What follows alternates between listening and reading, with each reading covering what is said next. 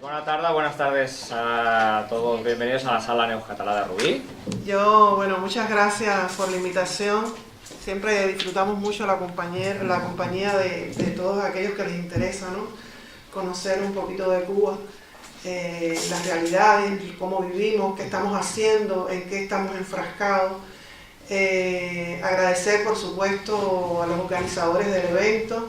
Agradecer a Alberto, a Pedro, a los compañeros de Rubí que siempre responden de manera activa, ¿no?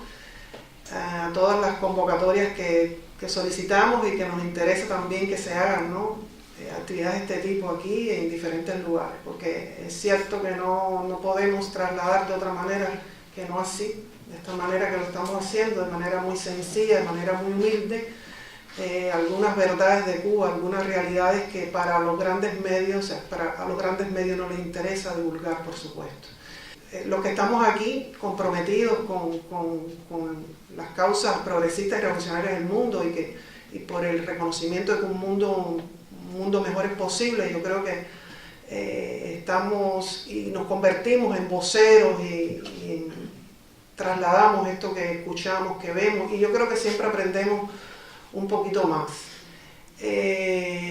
Siempre también comento, la posibilidad que Alberto nos ha dado y Pedro, por supuesto, y también Mirta. Mirta tiene un papel importante en todo esto. Ella es la promotora anónima, ¿no? de que este libro haya salido a la luz. Sobre todo porque Pedro no quería que esto pasara. Pedro decía, que su hermano que murió en esta epopeya, pues era el que merecía, ¿no? Y siempre le decíamos que no, que también jugó un papel muy importante en esta etapa insurreccional en Cuba, y que por qué no dejar por escrito para las nuevas generaciones. Yo creo que eso, incluso el comandante en jefe lo decía, y muchos dirigentes de la revolución, y él lo inculcaba, de que había que escribir, había que dejar las memorias por escrito, había que los testimonios, porque realmente eso es lo que va a quedar para las nuevas generaciones. O sea, si realmente el interés es que no se pierda esto que vivió Pedro, eso, los que nacimos después de la revolución, tenemos y conocemos de eso, por estas cosas que se han escrito, porque lo recibimos en la escuela desde las edades primarias. Siempre hemos escuchado, hemos conocido de nuestros héroes, de nuestros mártires, gracias a esos libros que se han hecho. Y yo creo que era necesario que Pedro plasmara sus memorias, plasmara su historia en este pequeño libro, que para mí es importante. Y creo que se han hecho algunas presentaciones, y gracias también, eso se ha podido conocer, ¿no? de la trayectoria de Pedro Trigo. Yo quería aprovechar también este espacio para agradecer a nombre de mi pueblo cubano, de mi gobierno revolucionario, todas las muestras de cariño, todos los mensajes de condolencia, la participación tan activa que tuvieron. Estoy hablando de partidos políticos, estoy hablando de asociaciones de solidaridad, estoy hablando de asociaciones de empresarios incluso, estoy hablando también de asociaciones de cubanos organizados en la jurisdicción que atiendo. En este caso, además me voy a concentrar en Cataluña. Agradecer realmente las muestras de cariño, los mensajes de condolencia que recibimos tan bonitos, ¿no? Y la indicación que tenemos es que eso lo sepan, que lo agradecemos infinitamente, porque realmente todos esos mensajes, todas esas muestras de cariño, todo ese apoyo que recibimos en ese momento tan duro, que continúa siendo duro, eso no lo duden, continúa siendo muy duro que Fidel no esté con nosotros, muy duro. Todavía nos cuesta hablar del tema, realmente. Una pregunta. Pero si acaso, espera que acabe. Sí. No, así gracias, te lo agradezco. Porque si no... Sí, te lo agradezco porque me dio la posibilidad de respirar un poquito, ¿no? Y entonces, bueno, nada, quería que esto no pasara por alto, de que nos sentimos muy arropados, nos sentimos muy... Y la solidaridad en ese tema ha tenido un papel muy activo. O sea, grandes luchas se han librado y los logros se deben también, o sea, no solo a nuestro pueblo, sino también a todo el trabajo que hacen ustedes de manera muy anónima y de manera muy tranquila y de manera muy en los diferentes lugares donde se encuentran. Yo no tengo la memoria de Pedro y siempre me arrepiento de no escribir las cosas que pienso o las cosas que... Y yo he escrito algunas cosas que quiero leerles, muy interesantes, y tiene que ver con esto que estaba explicando Pedro, sobre Fidel y la revolución, ¿no? Esa etapa tan importante, y sobre todo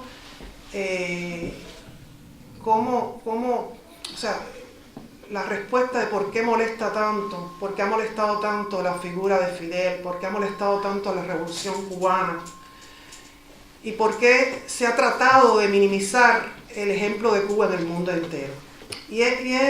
Lo voy a tratar, o sea, no voy a leerlo todo, por supuesto, pero algunos elementos que sí quiero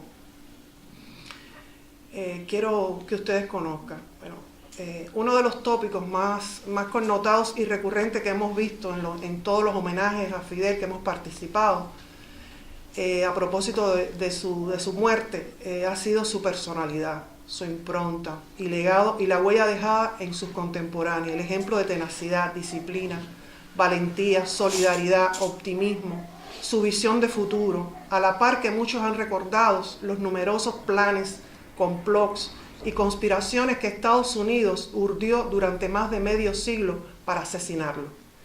Conozcan ustedes, según las investigaciones realizadas al respecto por los organismos de seguridad cubanos que se conocieron, se desmantelaron 634 complots homicidas contra Fidel, en diferentes estadios de elaboración, de ellos 60 dirigidos ejecutivamente por la CIA, en 10 de los cuales participó la mafia de ese país, un triste récord que ningún otro líder alcanzó en la historia de la humanidad, y ellos sin contar los no descubiertos, que me imagino que fueron un tanto bastante grandes. Pero no solo trataron de asesinarlo físicamente al hombre, sino también moralmente e intelectualmente, afectar su imagen y desacreditar sus ideas con polvos, con drogas que afectaron sus sentidos, campañas mediáticas para denigrar su pensamiento y ejecutoria, en fin, toda la creatividad y el poderío tecnológico y científico de la mayor superpotencia mundial puesto a disposición solamente de ese objetivo. En el mundo muchas personas se preguntan el porqué de esta obsesión criminal de un poderoso gobierno, la superpotencia mundial, por eliminar, asesinar y sepultar las ideas de un hombre que al frente de un pequeño país nunca los agredió y luchó por la independencia y la soberanía de su pueblo, por alcanzar niveles de vida superiores para sus compatriotas, por practicar el internacionalismo de manera militante y desinteresada y dar un ejemplo de conducta revolucionaria. Pienso que las razones de este odio visceral habría que buscarlas en la ejecutoria misma de la Revolución Cubana, realizada por supuesto a solo 90 millas del imperio. El establishment norteamericano no estaba preparado para un desafío de tal naturaleza, pues América Latina era su patio trasero. La Habana era casi una ciudad más del imperio, donde sus nacionales venían de vacaciones a jugar y a consumir drogas, con gobiernos lacuyinos que satisfacían en Cuba sus deseos y necesidades. Más de $1.000 millones alcanzaban las inversiones norteamericanas en Cuba antes de la revolución.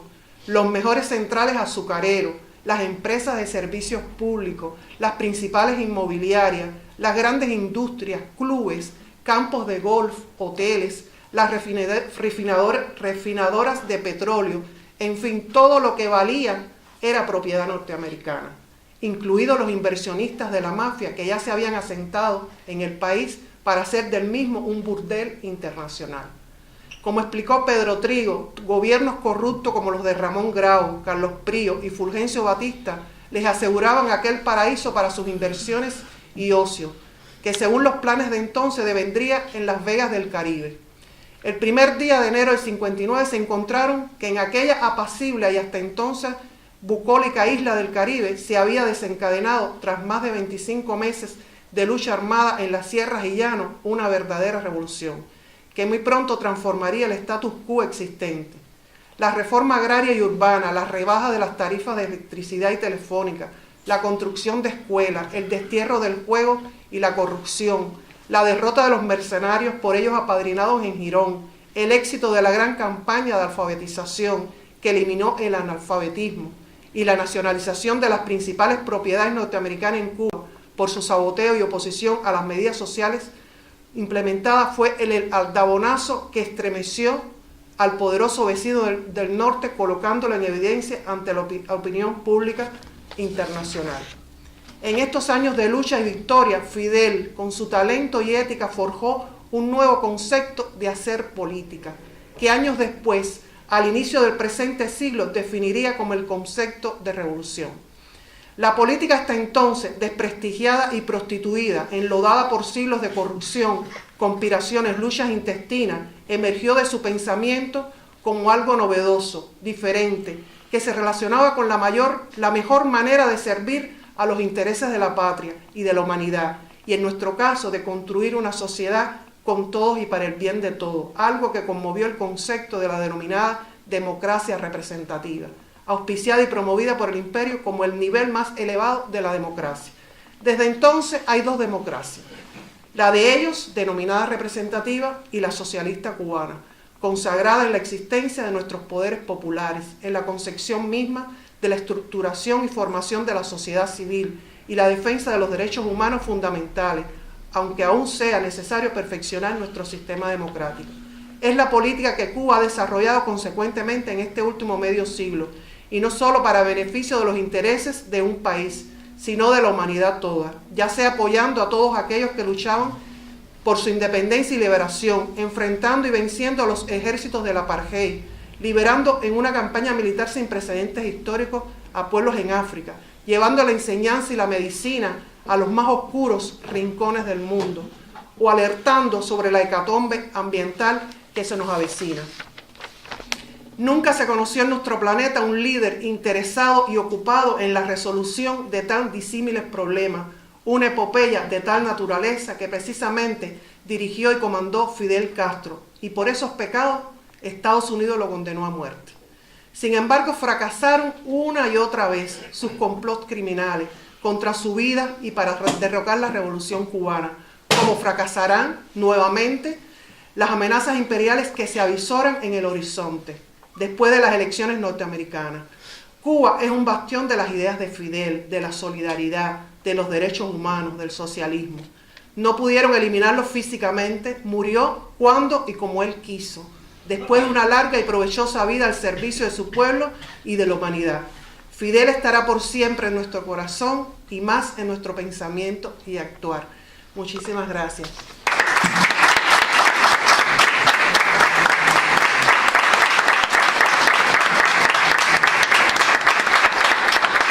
Yo no quería dejar de decir estas cosas porque realmente es poco lo que se dice de Fidel, es poco.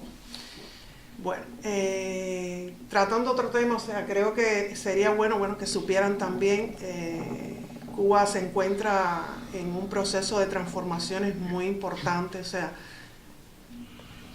podemos confirmar que es el proceso de transformaciones más profundas que se han hecho en los últimos 30 años. Este proceso se viene realizando desde el 2011, cuando se celebra el Congreso de nuestro Partido Comunista de Cuba. Se decidió que teníamos que ajustar teníamos que tomar medidas para determinar cuáles eran los lineamientos para nuestro desarrollo económico y social. Y para eso se crearon determinadas directrices que indicaban cuáles eran las necesidades más perentorias que tenía nuestro país para elevar el nivel de vida del pueblo cubano, para desarrollar nuestra economía, para hacer de nuestro sistema socialista un sistema que no dependiera, que su economía no dependiera, ese sector primario tan importante, no dependiera del mercado exterior, que es un mercado tan variable, un mercado que realmente afecta. Y bueno, yo creo que estudia economía se lo puede decir con mayor claridad. O sea, todo lo que pasa en el exterior afecta a la economía interna de cada país. Entonces, ¿qué queremos? Cuba es un país pobre, subdesarrollado, con limitaciones desde el punto de vista de recursos naturales, y con estos lineamientos de la política económica y social hemos querido dejar claro cuáles son nuestras prioridades de desarrollo económico y social. Y dentro de todo este proceso, además de trabajar por el tema del envejecimiento de la población, que es un problema que también tiene España, trabajar en la renovación de nuestras fuentes de energía, nuestras fuentes de energía son a base de hidrocarburos. Tenemos que trabajar en Cuba tiene los parámetros desde el punto de vista económico, es un país subdesarrollado, es un país del tercer mundo, pero tiene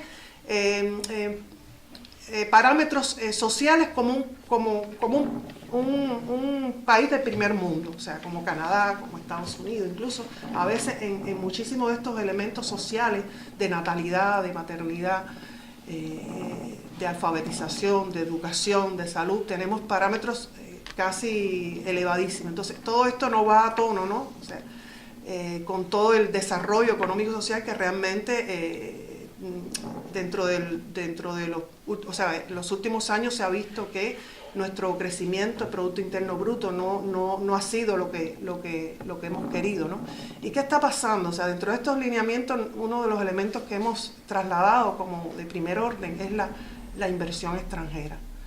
La inversión extranjera, pero vista desde una posición no vista una posición de resolver una situación puntual en Cuba, sino vista dentro de una mirada a largo plazo, ¿no? De tratar de que, aprovechando las potencialidades, aprovechando la inteligencia que tiene, la educación y la preparación que tiene el pueblo cubano, pues dotarlo de tecnología, de métodos gerenciales para nosotros, una vez que se invierte en la isla, nosotros mismos producir, nosotros mismos desarrollar y hacernos sostenibles, ¿no? En este caso, y no depender del mercado exterior.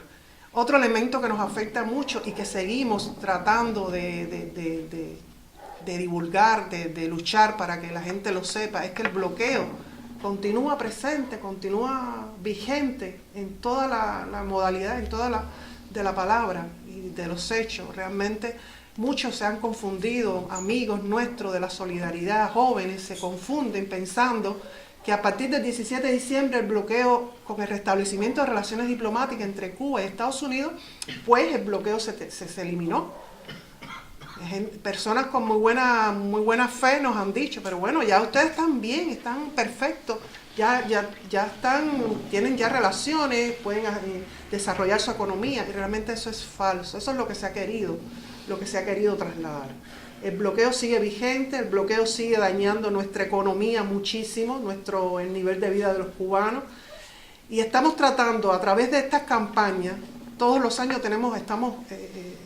enfocamos campañas cada vez más fuertes. Este año ha sido muy fuerte y también hemos tenido el apoyo de los ayuntamientos, de algunos ayuntamientos que han presentado mociones en contra del bloqueo, que parece, a lo mejor alguien de Teruel me decía, pero bueno, Teruel no es muy significativo, es un ayuntamiento de tantas personas. Yo le digo, es importante, o sea, no importa que sea en un lugar chiquitico, el mensaje va a quedar, el mensaje que queremos dar de que el bloqueo está ahí, que se toquen datos, que se pongan números, que la gente sepa en medicina cuánto nos afecta comprar un medicamento para un niño que se nos está muriendo de cáncer, tratar de incluirnos dentro del comercio internacional, de poder usar la moneda, la divisa internacional. O sea, todas esas cosas las trasladamos en estas mociones, porque la gente que no sabe pregunta después.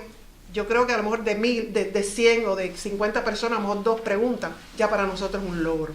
O sea, tratar de que esa moción se pueda presentar. Por supuesto, no tiene efecto vinculante, como no lo tiene la resolución que se aprueba todos los años en Naciones Unidas, no tiene efecto en la Asamblea Nacional General de las Naciones Unidas, no tiene efecto vinculante. Desgraciadamente es así. O sea, solo tiene efecto vinculante lo que se decide en el Consejo de Seguridad de Naciones Unidas. No pasa con la Asamblea, donde hay sí una representación de todos los países. Desgraciadamente, las resoluciones que se aprueban simplemente tienen un matiz de declaración. Y Cuba ha hecho eso durante todos los años. Cada año este informe que Cuba presenta cada vez es más contundente, cada vez más representativo. Cada día los organismos, cada uno de los organismos de la Administración Central del Estado tienen la tarea de aquello que nos parezca muy sencillo, aquello que nos parezca que nos parezca muy pequeño en las relaciones empresariales, comerciales con los diferentes países, y que se interponga en este objetivo, pues también son muestras de bloqueo. Y estamos trabajando para eso. Yo pienso que el trabajo que se está haciendo en cada una de nuestras jurisdicciones es importante.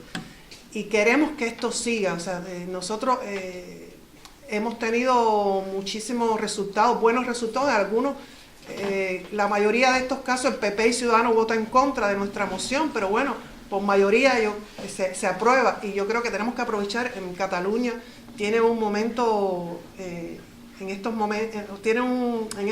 momentos la política y los partidos que tenemos, algunos ayuntamientos, podemos aprovechar, ¿no? Partidos de izquierda pudiéramos aprovechar y presentar estas mociones. Nada, con esto les quiero decir que seguimos trabajando, que el bloqueo sigue ahí y que Cuba, el legado de Fidel continuará. Nosotros no seguiremos de ser una luz, o no dejaremos de ser un sistema alternativo para el mundo. Seguiremos defendiendo, por supuesto, tenemos muchas cosas que mejorar. No es un sistema perfecto, pero yo creo que cuando el hombre está en primer lugar y cuando el hombre es lo que importa, es lo que prima, yo creo que el sistema merece la pena. Es un sistema que defiende a la persona en todos los matices. Yo creo que es lo más importante. Y Fidel nos enseñó, por eso nos vamos, o sea, la muerte de Fidel, independientemente de que desde el 2006 Fidel se retiró de la política, del gobierno, como presidente del gobierno, siguió trabajando. Nosotros lo sentíamos que estaba ahí. Hasta eso tuvo la visión. O sea, tuvo la visión de retirarse en vida, de no morirse ejerciendo su papel como presidente, ¿no? de Cuba. Y desde ese rincón siguió escribiendo, siguió trasladando ideas.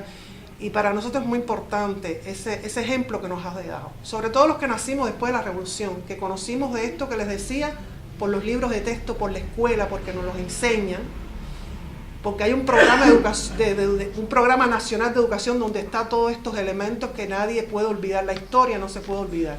Y Fidel forma parte de esa historia.